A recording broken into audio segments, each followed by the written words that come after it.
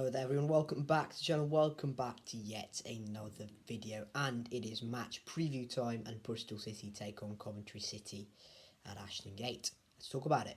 City are sat in 13th at the moment and dropping into the bottom half of their latest defeat at home to QPR. Coventry City are actually sat a rock bottom of the championship, but that doesn't quite tell the whole story. Coventry have only played 8 games this season, which is 3 fewer than Bristol City, and despite only collecting 6 points from those 8 games, they still will be confident they can get out of the bottom 3 sooner rather than later. The last meeting between these two sides was actually this season in the Carabao Cup, where Bristol City ran out 4-1 winners, but Coventry didn't play their full strength side. Bristol City went quite strong, Coventry didn't quite do the same. Bristol City ran out with a comfortable 4-1 win and progressed to the next round to face Wycombe Wanderers. City's top goal scorer this season is actually, not surprisingly, Nahki Wells. He scored 6 goals for the Robins this season. Has been a real revelation in attack for City. For Coventry, they have got 3 goals between Matty Gordon and Victor Gyökeres, who are joint top goal scorers for the club. Just realised I've completely forgotten to turn my mic on. So apologies for the lack of sound quality, but it should be better now. Hope you can hear that. So where was I? We are talking about Bristol City versus Coventry, won't we? So Bristol City's top goal contributionist, if that's a word, don't look it up, is actually Nahki Wells again, with the top assister being Andy Vyman. The top assister for Coventry City is actually between 5 players. They all got 1. Some names include Jonathan Panzo. Can't remember anything else. For Coventry, the top again goal contributionist is Matty Gordon with 4.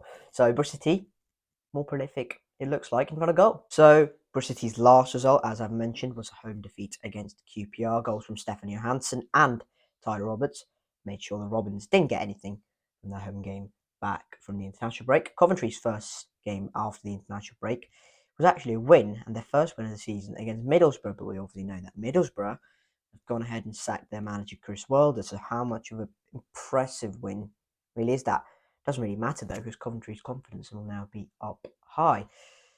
How much is that going to affect City's really chances of winning this game? Finally, I've analysed some key areas in terms of where Coventry City might pose a threat for Bristol City, but you don't really need to look far into the squad for that. You just need to look at their front 2 kind of and their midfield. They've got a rock solid base in Gus Hamer, really prolific championship striker in Victor Gyökeres, and a really good creative outlet through Callum O'Hare. Bristol City are going to have to play in a way where they deal with that.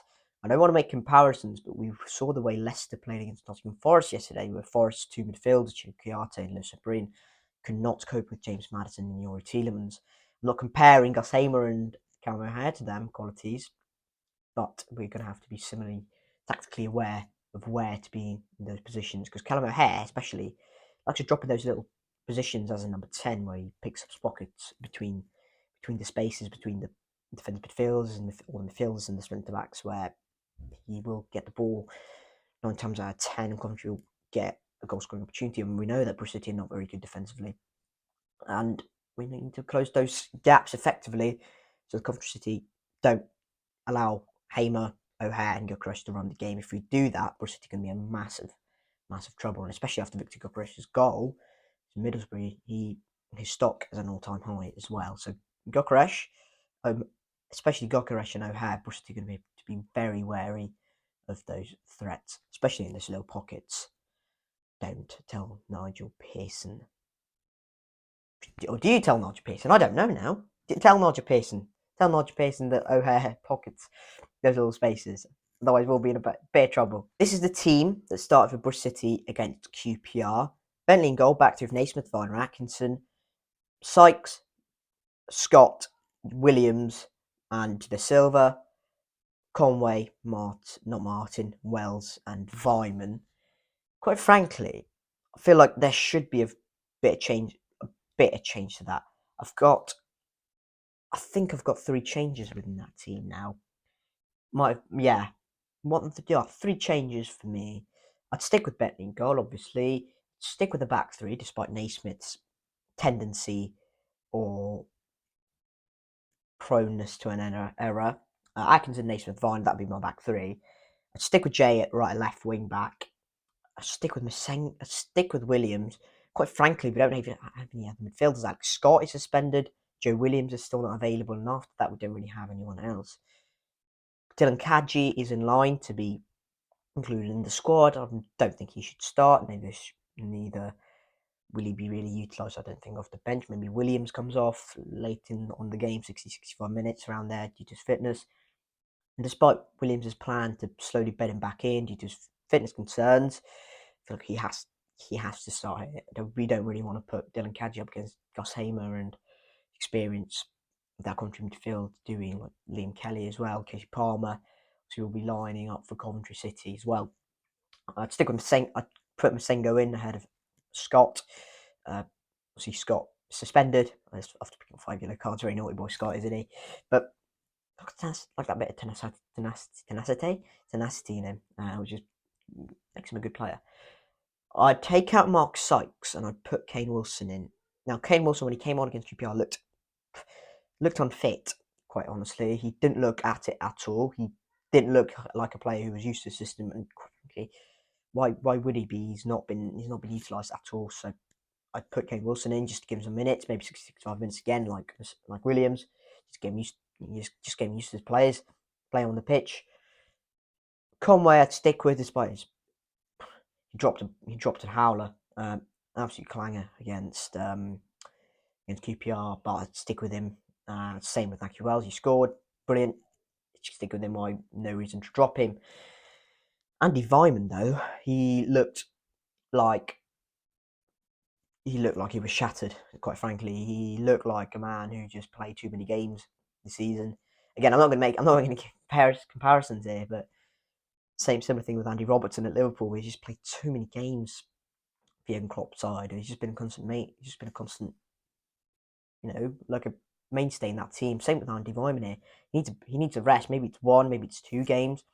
Just give him a couple of weeks off. He's been playing for Austria as well. He picked up an injury while on international duty for Austria, so we need to give him a rest. And quite frankly, I don't think we'll miss it too much. We've got Antoine Semenyo off the bench, who I'd start for him. I'd start for this game. Quite frankly, I'd start Antoine Semenyo. I think he'll have to make an impact starting rather than from the 90 minutes. So I'd start Antoine Semenyo. So just to recap: Bentley in goal, Atkinson, Naismith, Viner, Wilson at right wing back, Masengo, Williams in midfield, Jade Silva left wing back, Semenyo, Wells, Conway in any configuration up top you want. Let me know your teams down in the comment section below. Thank you very much, everyone, for watching this video. If you have enjoyed it, hit the like if you haven't already. Subscribe to the Ashton Gate channel. And before I go, I'll give you my score prediction for this game. I see this being a very tough game for City. 3 losses in a row. It's never easy to bounce back. But frankly, I think this will be a very tricky game to manoeuvre. Coventry win against Borough. They have some good players. Don't want to sound pessimistic here, but I feel like we might get done. We might get turned over here. Unfortunately, I'll go for a 2-1 to Coventry City. I'll go for a 2-1 to Coventry. I'm being a bit pessimistic here. Even the Coventry bottom table, I think we'll be turned over. Hopefully not. Hopefully we get the 3 points at Ashton Gate. Let me know your score predictions down in the comment section below. Thank you guys very much for watching. Keep safe, and I'll catch you all later. Cheers.